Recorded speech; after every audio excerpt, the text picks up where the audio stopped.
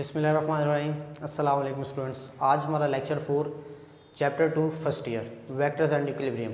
Lecture number 4 के अंदर आज हम लोग डिस्कस करेंगे कि वेक्टर्स को रिप्रेजेंट कैसे किया जाता है और रेक्टेंगुलर कोऑर्डिनेट सिस्टम्स को डिस्कस करेंगे।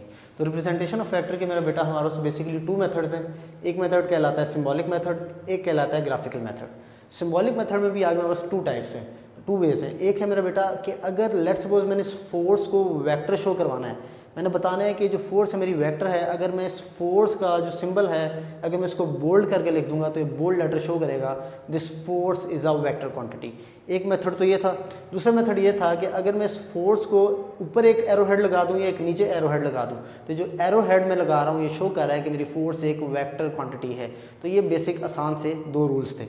तीसरा रूल है मेरा बेटा, यानी कि सिंबॉलिक के अंदर 2 रूल्स थे। तीसरा बेसिक रूल है वो है ग्राफिकल रूल। ग्राफिकल रूल के अंदर हम क्या करते हैं, एक लाइन यूज़ करते हैं विद एरो हेड। जो लाइन है वो वेक्टर की मैग्नीट्यूड को शो करती है। जिस तरह लाइन में लगाई तो ये जो लाइन है मेरे वेक्टर की मैग्नीट्यूड को शो कर रही है। ये जो इसके ऊपर एरो मैंने लगा दिया, जो एरो हेड लगाई है इसकी डायरेक्शन को शो कर रहा है। इट मीन्स इस वेक्टर की मैग्नीट्यूड ये है और इस स्पेसिफिक डायरेक्शन के अंदर आपका वेक्टर डायरेक्टेड हुआ है। तो रिप्रेजेंटेशन ऑफ वेक्टर को कोई इतना बेसिक मसला नहीं है। रिप्रेजेंटेशन ऑफ वेक्टर आसान सी है। 2 मेथड्स हैं, एक सिंबॉलिक और एक ग्राफिकल। जो मेन टॉपिक है आज का, हमारा मेन टॉपिक है rectangular coordinate system. Rectangular coordinate system क्या होता है कि जब 2 या 2 से ज़्यादा लाइंस आपस में इंटरसेक्ट कर रही हो एक ही पॉइंट पे और उन तमाम की तमाम लाइंस के दरमियान एंगल अगर 90 डिग्री हो तो हम कहेंगे वो जो लाइंस मिलकर एक सेट फॉर्म कर रही हैं, जो एक सिस्टम फॉर्म कर रही हैं, उसको हम लोग क्या नाम देंगे, रेक्टेंगुलर कोऑर्डिनेट सिस्टम का नाम देंगे। डेफिनेशन की तरफ मूव करते हैं। डेफिनेशन क्या है, 2 और मोर lines mutually perpendicular to each other intersecting at a point is known as rectangular coordinate system। मेरा बेटा रेक्टेंगुलर कोऑर्डिनेट सिस्टम को हम लोग कार्टेशियन कोऑर्डिनेट सिस्टम का भी नाम देते हैं। तो it is also known as Cartesian coordinate system. Rectangular coordinate system की 2 बेसिक टाइप्स हैं। एक होता है 2 डायमेंशनल रेक्टेंगुलर कोऑर्डिनेट सिस्टम और एक होता है 3 डायमेंशनल रेक्टेंगुलर कोऑर्डिनेट सिस्टम। दोनों में बेसिक फ़र्क क्या है मेरा बेटा, आज इनके डिफरेंसेस देखते हैं कि 2D के अंदर क्या फ़र्क, 2D और 3D के अंदर फ़र्क क्या है। मेरा बेटा 2D सिस्टम ऐसा सिस्टम जिसमें 2 लाइंस आपस में इंटरसेक्ट करें 90 डिग्री के एंगल पे या परपेंडिकुलरली इंटरसेक्ट करें तो मेरा बेटा वो मिलके एक 2D कोऑर्डिनेट सिस्टम बनाते हैं। तो देखें 2 straight lines intersect at a right angle, यानी कि 2 स्ट्रेट लाइंस जब राइट एंगल पर इंटरसेक्ट करती है तो 2D कोऑर्डिनेट सिस्टम बनाती हैं। और यहाँ पे अगर 2 की जगह मैं 3 का लफ्ज़ यूज़ कर दूँ कि 3 lines intersecting at a point making angle of 90 degree at right angle, तो मेरा बेटा उस वक्त तो 3D कोऑर्डिनेट सिस्टम होगा। तो देखिए 3 straight lines intersecting at right angle. मेरा बेटा जिस पॉइंट के ऊपर ये 2 लाइंस या 3 लाइंस इंटरसेक्ट करती हैं उस पॉइंट को हम लोग ओरिजिन का नाम देते हैं। तो देखें point of intersection is origin, point of intersection is origin.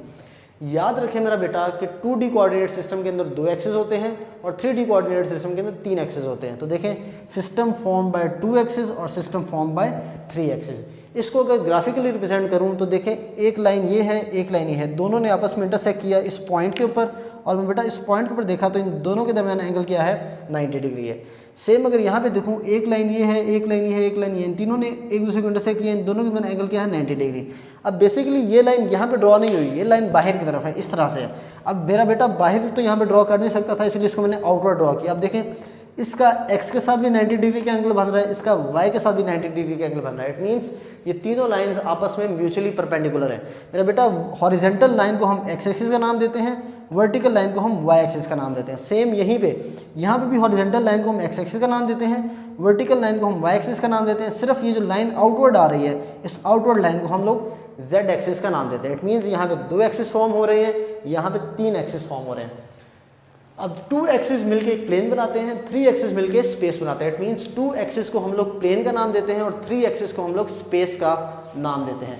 मेरा बेटा किसी भी वेक्टर को प्लेन में रिप्रेजेंट इस तरह से किया जाता है ai + bj। मेरा बेटा लास्ट लेक्चर के अंदर हम लोगों ने देखा था यूनिट वेक्टर। अब i x को रिप्रेजेंट कर रहा है और j y को। देखें कितने एक्सिस हैं, 2 एक्सिस है। तो मेरा बेटा ज़ाहिर है कुछ लेंथ x में होगी, कुछ y में होगी। तो मेरा बेटा वेक्टर को रिप्रेजेंट करने के लिए हम लोग ai + bj। सेम यहाँ पे मेरा बेटा वेक्टर को रिप्रेजेंट करने के लिए ai bj + ck। It means यहाँ पे 3 कंपोनेंट्स यूज़ होंगे, यहाँ पे 2 कंपोनेंट्स यूज़ होंगे। इसका अगर मैग्नीट्यूड निकालो तो मैग्नीट्यूड निकालने का फॉर्मूला आपको पता है √a² + b² है। अगर 2 कंपोनेंट्स हैं और अगर 3 कंपोनेंट्स हो जाए तो √a² + b² + c²। मेरा बेटा प्लेन के अंदर वेक्टर की डायरेक्शन को डिस्क्राइब करने के लिए सिंगल एंगल यानी कि 1 एंगल रिक्वायर्ड होता है। आपके स्पेस के अंदर आपके वेक्टर के एंगल डायरेक्शन को डिस्क्राइब करने के लिए 3 एंगल्स रिक्वायर्ड होते हैं। मेरा बेटा आपके प्लेन के अंदर पॉइंट के 2 कोऑर्डिनेट्स होते हैं और आपके स्पेस के अंदर पॉइंट के 3 कोऑर्डिनेट्स होते हैं।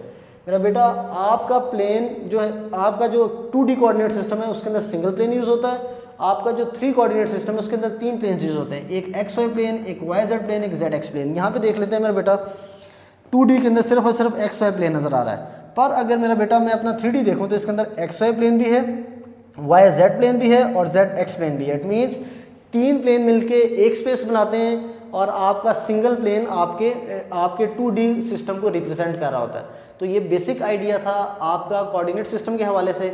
इसमें किसी बच्चे का कोई सवाल हो तो नीचे कमेंट सेक्शन पूछ सकता है। Thank you so much. अल्लाह हाफिज़।